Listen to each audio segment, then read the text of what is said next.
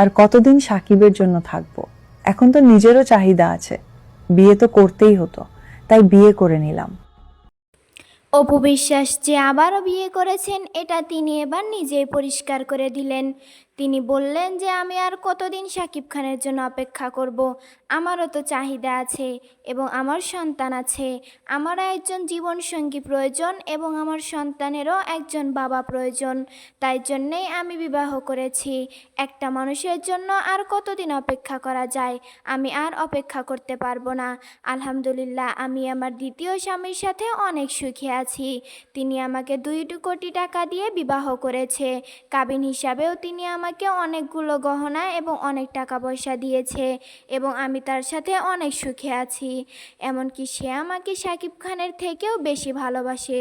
সব থেকে বড় কথা, সে আমাকে অনেক সম্মান করে এবং সে আমার অতীত নিয়েও আমাকে কখনো কিছু বলেনি। সে আমার সব কিছু জেনেই